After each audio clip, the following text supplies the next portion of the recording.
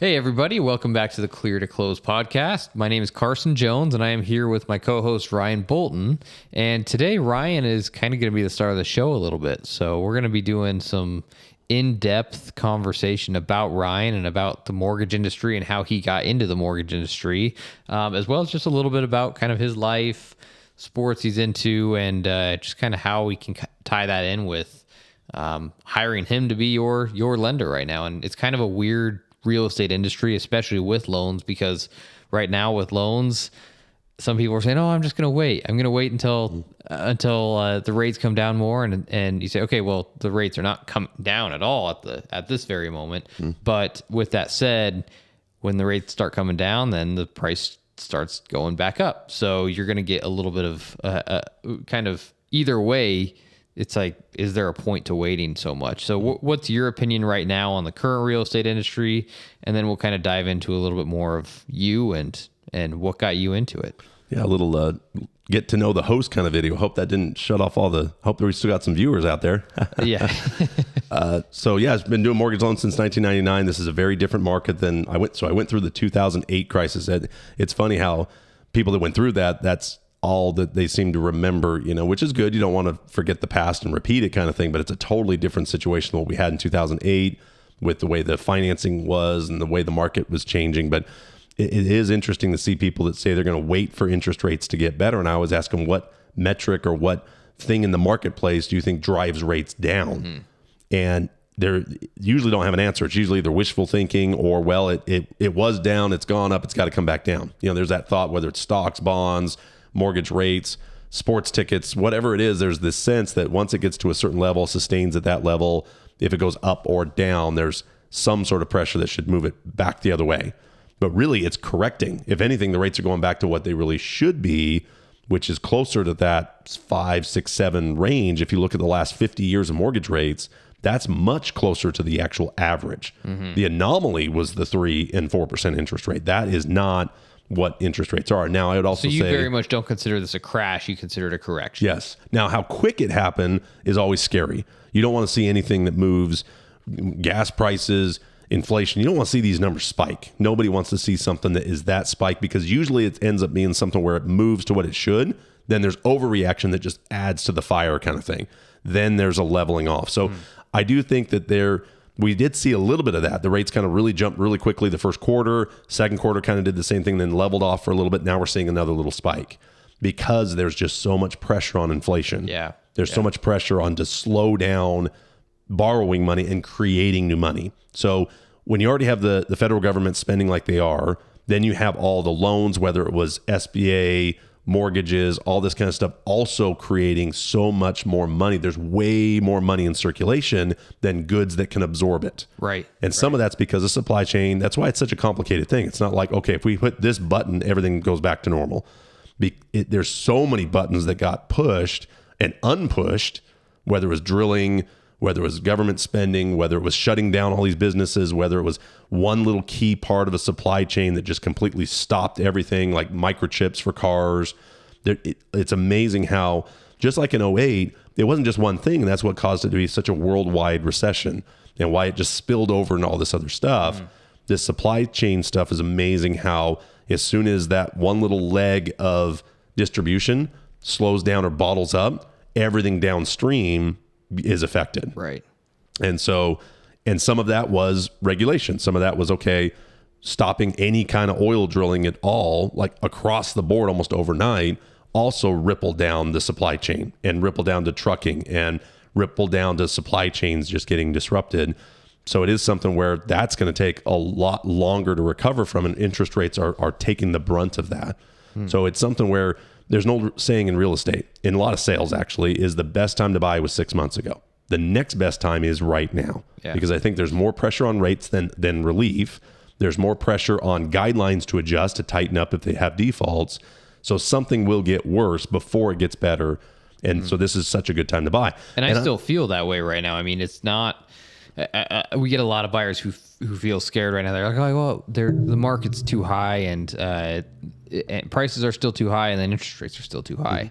Yet it's still increasing. Right now, prices are dropping, but I can't tell you how many times you and I have spoken about how much more your mortgage payment is when you go up 1% in interest rate compared to dropping $15K in price. Right. I mean, we're not seeing $100,000 price drops right now. And I think a lot of it's just correcting. It's just going back to where there isn't people overbidding and overbuying, because as it slows down, there's just a little less buyers for the inventory. But our inventory is still really low. I mean, we went from a 1 month supply to like 2 or 3, and that's still way less than switching to a buyer's market. And permits are down. Some of the things are already kind of slowing down because of how much it's just such a quick change that it does become a little bit of wait and see kind of attitude. But I would tell you this too, mortgage payments are way more consistent than renting. I mean, if you're out there renting, how many times have your rent gone up? Like every time you renew right now for the last couple of years? True. It's gone up. Or you can't even find a place because there's a lot of renters out there too, because they didn't become homeowners for the same reason. So it's a lot less consistent. If you worry about 6% interest rates right now, sometimes even quite a bit less than that, especially a lot of sellers, they're buying points down for you on your interest rates. But if you worry about that, well, what do you think about 100% interest rates if you're renting? Yeah, it's more. It's more like 110. 110%. You're losing the tax benefit. You're losing the appreciation on the home. You're going to have a housing expense either way. Yeah. Why not own it? And it's something where it's a lot more locked in. Your payment's way more consistent with the mortgage. The only thing that can change on that is usually the taxes and insurance slightly. So if the insurance goes up a little bit, taxes will go up a little bit as house prices go up. Yeah. Especially Utah, it's a tax assessed system. So it's not a locked in based on what you paid for it. It is based on a market value that they come up with. And that will change. But it's so much slower of an increase.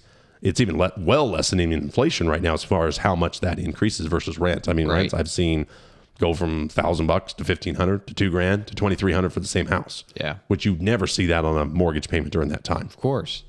So you know a lot about mortgages. I think a lot because you study quite a bit. Yep. I've seen that you've read some humongous books that are, I mean, 6 inches deep. And so tell me a little bit about what got you into the industry, what got you to really enjoy loans, and maybe you don't enjoy it. It's hard to say, depending on the time. But tell me a little bit about how you got into the business and where, kind of what brought you to that point. Yeah. So I've been doing loans since 1999. I started my career in Salt Lake City, and I was just out of high school. I'd lived all over the country before that point, and I remember that I was working for Larry H. Miller Chevrolet on 53rd and State Street. I'm sure it's still there. They're one of the big car dealership type things. And I loved that job coming out of high school. I was able to drive the brand new Corvettes, the new Silverados, all the new stuff. Perfect high school job. Oh, man, it was great. And I loved detailing cars. I loved just making them look good, dealing with waxes. And I don't know, I just really enjoyed detailing cars. I still do. I still have a passion for keeping my car really clean. I've got all these waxes and special waters. And my wife thinks it's pretty funny, but it is something where I still really enjoy that part of it. And I just loved having those new cars. And then they have a big used car lot too. So all the used stuff would come in and be like, yeah.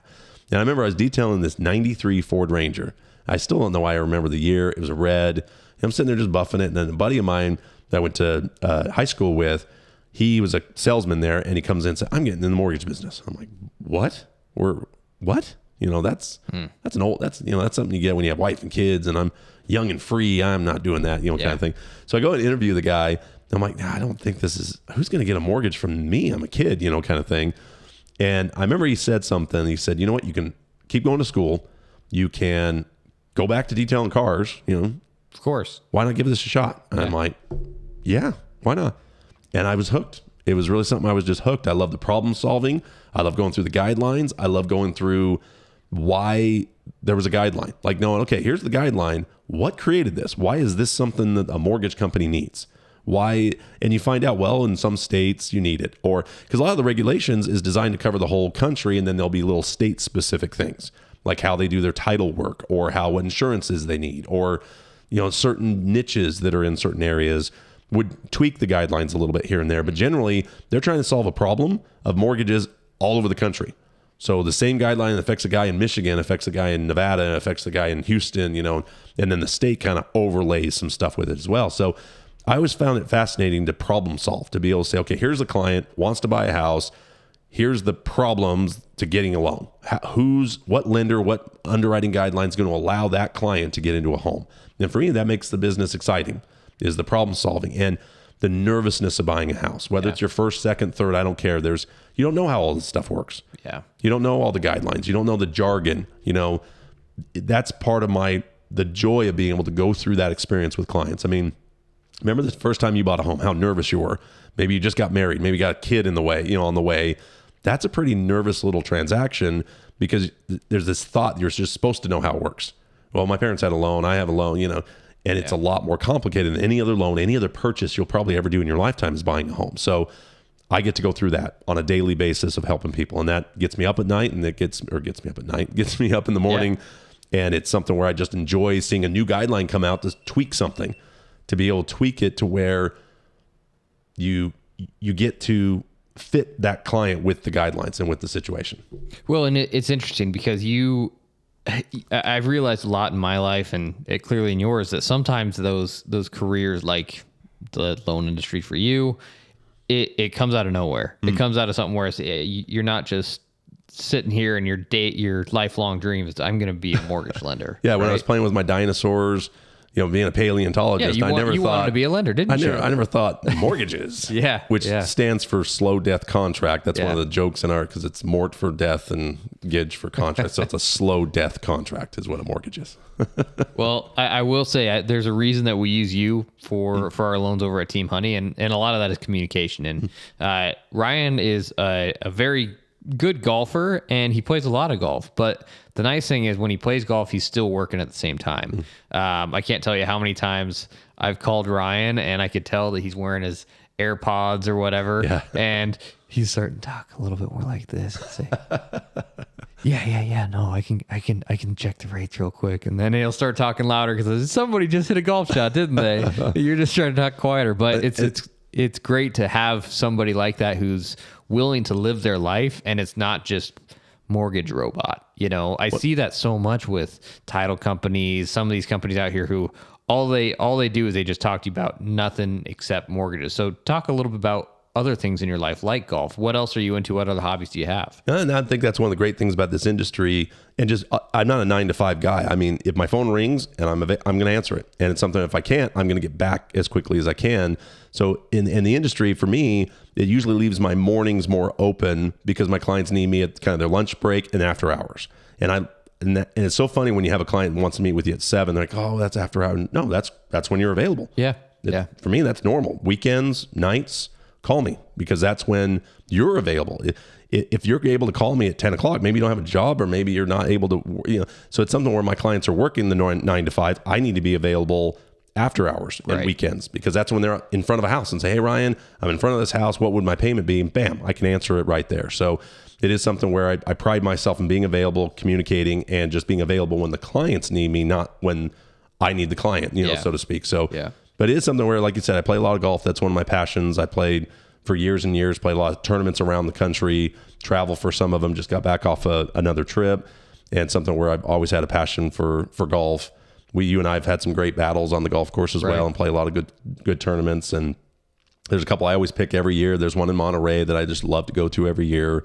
And there's some tournaments here in Utah that are really well run. There's some in Vegas, very close to here, that just have some great tournaments coming. We've got 2 coming up. We've got the Southern Utah Amateur at Sun River, and then we have Washington County Amateur here at Southgate, which is Red Hills. I think is coming up too. We can see it just out our window here. Red Hills is coming. Oh, I didn't get signed up for that. Yeah, Red Hills is a very, very popular tournament. Yeah. I mean, I played a lot of golf tournaments in other states, and I tell you what, nothing fills up as fast as that tournament. If anybody has a ticket to Red Hills and they're in and they can't make it, I'll pay you top dollar. Let me have your spot. I want to play, but I'm not signed up. Yeah, it is one of those things that it just fills up really fast. So I had kind of a thumb on.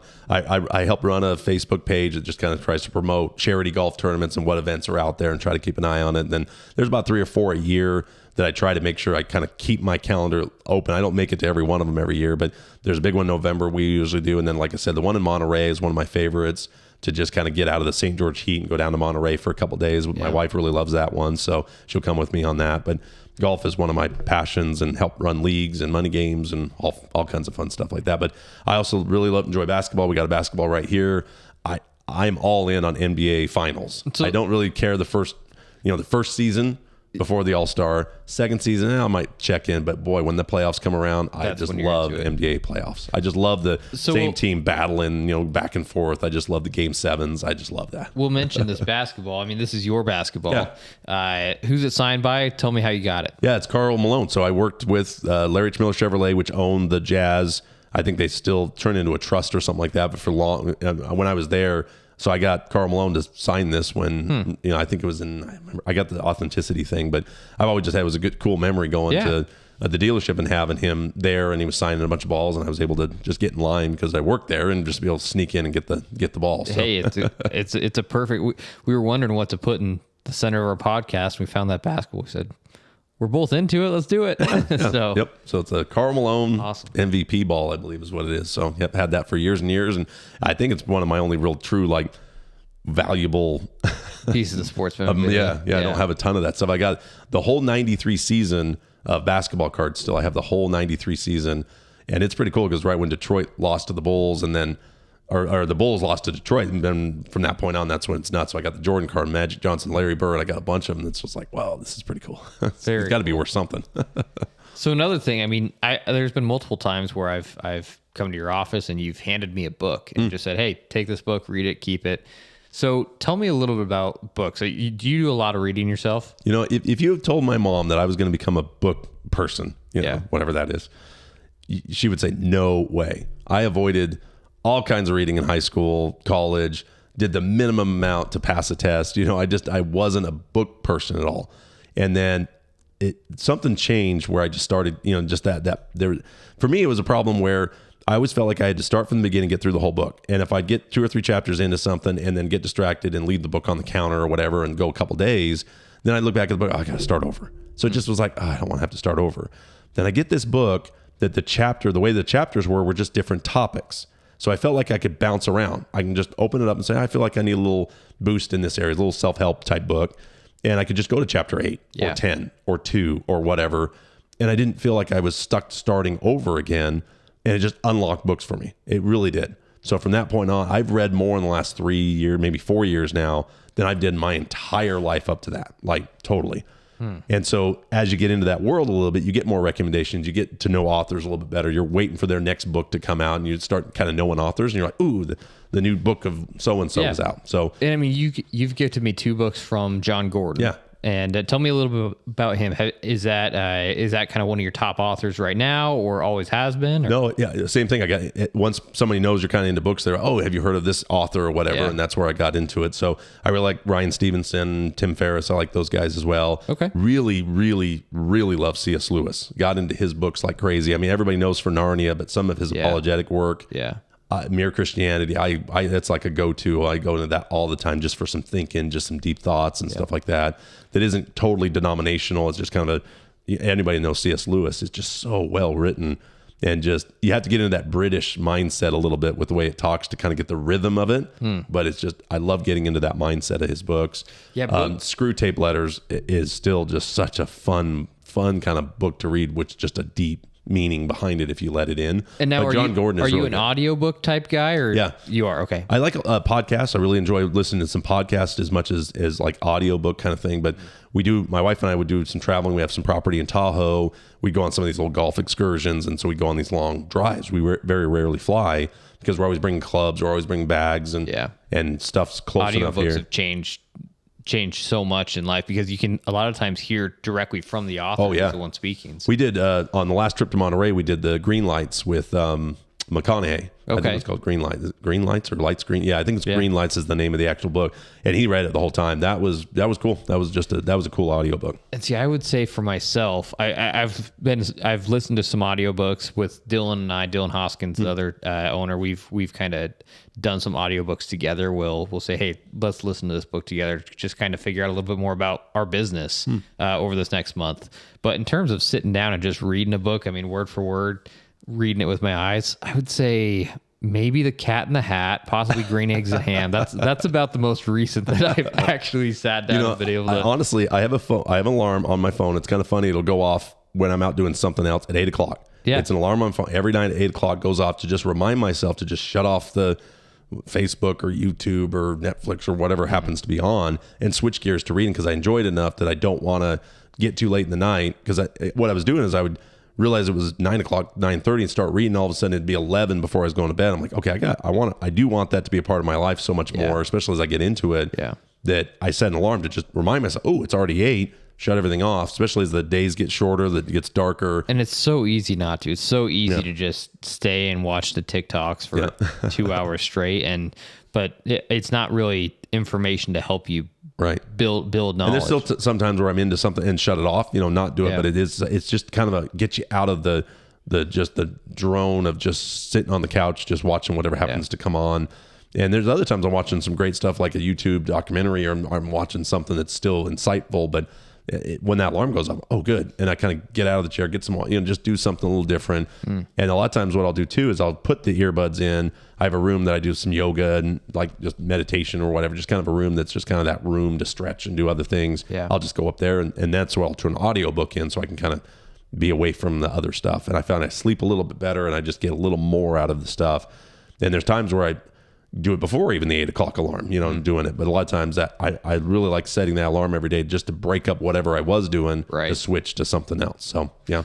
So I want to hear the story about your wife and how you met your wife. I know you guys have known each other for a very long time. And then I also want to hear a little bit about kind of what your wife does. I know she works with horses and equestrian stuff quite a bit, correct? Yeah. So we met in high school. So we were high school sweethearts, met in 95. I think we dated for maybe 6 months, broke up for maybe 4 hours, maybe. Yeah, that was probably a tough 4 hours of your life. Oh man, I tell you what, that girl, she's just got me just wrapped. I mean, I always talk about whatever potion she put in my drinks and stuff. It just hasn't worn off. Like I shouldn't you this much still and love you this much still. And it's one of those things that are just not supposed. And I think it's gotten worse because there's at the beginning. So you want it to get worse, though. It's something where I'm still chasing after her, probably more than she was chasing me a little bit more in high school than I was her, trying to be, that cool guy that I don't need one girl. Now you're just a mortgage nerd. Yeah, totally. It's just like, wow, lucky her. One day she's going to figure it out. There's just going to be a sign on the door that says, I'm out of here. And I'm like, well, we had a good run. But no, it's something. We met in 95. We dated the entire, basically that whole time. We didn't marry until 04. We were going to get married a couple times and just delayed it. We owned houses together. We did all kinds of stuff together and just never got married. We just felt for a long time we didn't feel like we needed the ring on the finger or the plaque on the wall, or we just didn't need it. And I kind of regret that we waited. Now looking back, I regret it, even though we still have been together that whole time. So we married in 04 is when we married. And then we moved to St. George in 2005. And that was hard on my wife because all of my family and her still lived in Sandy, Draper, kind of the south part of the Salt Lake Valley. But I remember we moved down in July, hot as all get out. That's one of the first things you learn in St. George. That first summer is pretty rough. But we go up in November for a birthday. I think her brother and her mother are, maybe it's her sister and brother. They both have a November birthday. So, and my family all had October birthdays. So we kind of went up in the between those, just kind of celebrate some birthday, get into the holiday season. Then we go up with short sleeves and just freeze. We just froze. And my wife's light bulb kind of went off and she thought, St. George is great. Let's go home. And that kind of helped the transition. Now, since then, her brother and sister moved out of the Salt Lake Valley. Her mom still lives there, but my brother moved away. My mom moved down here. So everybody kind of slowly progressed down here over that time. But for the first 4 or 5 years of living here, it's like every other weekend we had to go up to Salt Lake again. But so just really love it. But I love her to death. Tiffany's amazing. So 18 years now, or have you hit 19? Oh, what is it? What year is it? It's 2022. Wow. Yeah. 04. It was when we married, but again, we feel like it's longer than that because we had dated so long before we actually officially got married. So let's turn into the relationship advice podcast real quick. Okay. So 18, 19 years here. What would you, technically more like 27 years if you starting in 95. Yep. What would you say is the key to keeping your relationship so tight for so long? It's something where you only get 80% of what you need from one person. Too many people chase the other 20% and lose out on everything that the person does offer for you. So we realize that, okay, I'm not going to be the person you need for every single thing. I'm going to have fun with my buddies playing golf that you're not going to be really a part of. So don't be upset or mad when I go off to play with buddies, because when I go off and do that, I'm more recharged to do the things that we like to do. So we've always been really good at being able to say, okay, I'm going to live my life. you're going to be a major part of it, but not all of it. There's going to be times where I'm going to go off with my friends. You're going to go off with your friends. You're going to do these types of things. So for me, both Tiffany and I really realized that going into it. The next thing is I remember really early on, we went to this seminar about having a good marriage.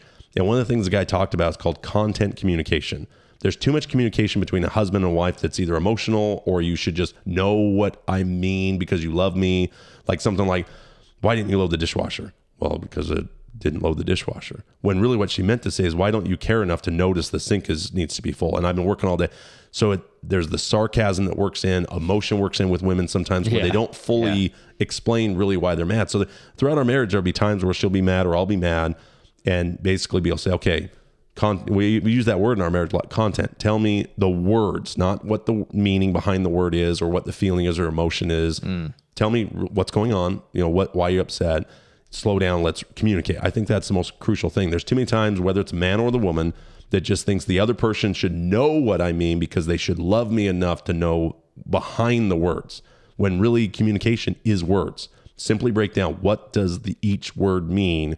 And if that's not what you mean to say, change the words. So really, I'm upset about the dishwasher, that's just the trigger. Yeah. You didn't take the trash out. It's not about the trash. It's about the fact that you're not paying attention, or you're not helping around the house, or I feel overworked, or that. If you get to that, the walls fall down a little bit and you start saying, okay, yeah, I'll take the trash out. Not because you're nagging me about the trash. Right. It's because there's something behind that you're not communicating. So for our marriage, we've always been really good at allowing the other person to have their free time, to recharge, to miss each other a little bit by being apart. I've seen too many marriages where the wife, well, you can't have fun because I'm not involved. And if you love me, we got to have fun together. That's the only time you can have fun is when I'm there. So you can't run off and play golf. You have to sneak. You have to, that's the worst thing when I see husbands have to, oh, don't tell my wife. She doesn't know I'm golfing. Yeah. And I see that a lot in St. George, don't you? Man. Yeah. And a lot of big families, there's responsibilities. You've been working all day. She's been at home with the kids all day long and you run off to play golf. Yeah. There's a selfishness that definitely ties into that. Yeah. But sometimes if you let them do that in exchange for, other things, or be able to say, okay, and not a nag type situation where you basically say, hey, you were able to go play golf. I need your help, Sunday night so I can go out with the girls. Great. Now it's more reciprocal at that point than nagging or sneaking or being sneaky. And my wife and I are very, very good at not lying to each other. We just tell each other the truth. But really that communication part, I really think if you got better at just saying the words and what the words mean, instead of saying something where there's a meaning behind it, layered deep with some resentment that just builds, it turns into a blow up over the dishwasher or taking out the trash, when really it's way behind that. Yeah. And if that gets opened up sooner, there are many times my wife's even said when I've been just frustrated at work or frustrated at golf or something like that, and I'll just be nagging on something, she'll say, okay, what, content community, tell me, and then it just kind of breaks down that wall and before it gets really deep. Very cool. Yeah, that's interesting. I mean, with my wife, it's interesting because we're, 6 years in now. And we met actually right at about 10 years ago. So we're catching up, I guess. I don't know if it's possible to catch up, though. Technically, you're always going to be 15 I will years always ahead, be ahead. But like you say with golf, we've kind of had to learn that golf is something that I need just for my own mental health, right? And sometimes it's okay to sit down and watch a sports game, and you start to learn that, okay, spending every last second of every single day together doing nothing but just one-on-one communicating can be unhealthy. And it's important to have those separate things that you're able to do for your own mental health. And I'm a big believer in absence also makes the heart grow fonder. If you're able to kind of get away, recharge a little bit, you're going to miss that person more. Missing more makes the time together more valuable instead of being like, oh, I'm got to sit here with her, And it works both ways sometimes too, where there'll be times where will say, hey, I really need you to do something. I'm more willing to do it because you gave me the free time, and vice versa. If she asks for something, say, hey, I'm going to go do whatever. Yeah. Great. Go do it. I think you realize that as soon as you start thinking that love should be something that should make it to where 100% of your needs are met with one person, that's where that expectation. And it can be even just a 5% that you can't get from your wife or from your husband. Right. That you're trying to get. And that's the only thing you're focusing on, that 5% you're not getting. You're going to miss out on so much more that you are. So just realize, okay, I'm going to need some time, like you said, on the golf course, mess around with buddies, getting that testosterone, going. and then I miss my wife so dang crazy after this trip that I did to California. Like I couldn't wait to get home to see her because it was something that it allowed that time to be able to do that. But to talk a little more about my wife, she runs an equestrian center. She runs a boarding facility. We kind of talked about that a little bit. So we bought a property that had a big stall barn. She was always around horses growing up in Draper. And when we moved to St. George, that was kind of part of her life that went away for a long time. And she always kind of wanted to get back into it. So she actually went around to a couple of the ranches in town and just helps them at night is what she did for years. She still does it, where if they go out of town or they bring extra horses in, she'll watch them while they're gone. She kind of house sits the horses. But there's one lady, she's gone every night to just do the night cleaning at this ranch. Still does it today. She just loved doing it, even though we found a property, bought it here in St. George, where we do boarding, horse boarding and stuff like that right on our property. So it's horsehavenranch.org is the website. You can actually, if you know anybody that needs a horse that's traveling through the I-15 corridor, we've got a great facility. She's put her heart and soul into that thing. So especially really cool for people who might be leaving the country for a month or so, or even shorter, it's a good place for them to leave their horses for a bit, and they'll be under good care. Oh yeah, she has made that place a resort. She really, it's not just a motel for horses where you just park them and leave. I mean, she's customized floors, heating and cooling elements. She's got soft water up there. I mean, we've spent way too much money on. Well, the good thing is, again, it's your passion. I guarantee you spend way too much money on golf. What? No. Yeah. So and she has a love for horses, and she's one of the most hardworking, loyal, dedicated people I've ever met. And she's just put that into the property where it's got a barn and there's turnouts. There's all kinds of stuff. And she just spends every day just pig and mud out there. Just can't wait to get up and play with her horses. So she loves Clydesdales, Gypsy Vanners, and we had two of them come through this summer, and I don't think I've ever seen her just more bouncing up and down. She just absolutely loved the fact that she got to see this big 18 and a half hands high Clydesdale. So, but horsehavenranch.org, maybe I'll put a link on there. Just horsehavenranch.org.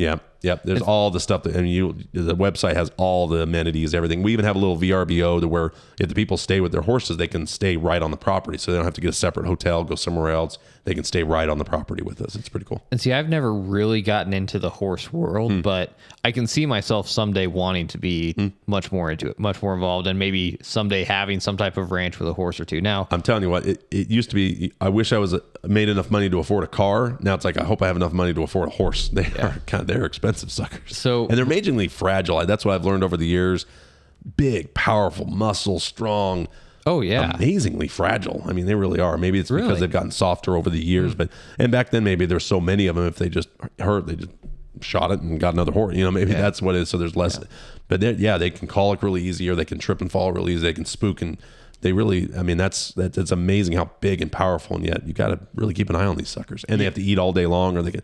Colic is, anybody in the horse world will know, that's always what they're trying to avoid. That's something that temperature changes too much, died. Yeah. Ate too much, died. Didn't eat enough, died. Didn't drink enough, died. I mean, it's like, wow, for such a powerful, big, beautiful creature, they are pretty fragile.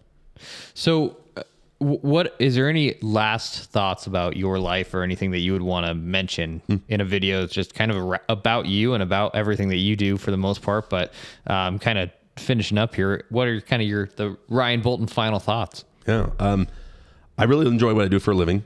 I really love golf. So, I mean, I love my wife to death. I love my Lord and Savior, Jesus Christ. I'm a very big believer in Christianity. So if I had to sum up, if my tombstone said something, the guy loved his job, loved his wife, loved his golf, loved his God. That's what I want to be known for. I love it. Well, and the great thing is you and I share in all of those together. Yeah, and that's why I think we've hit it off so well. Is that with a passion for podcasts like this, playing golf together. I mean, we met playing golf, and then I met your wife.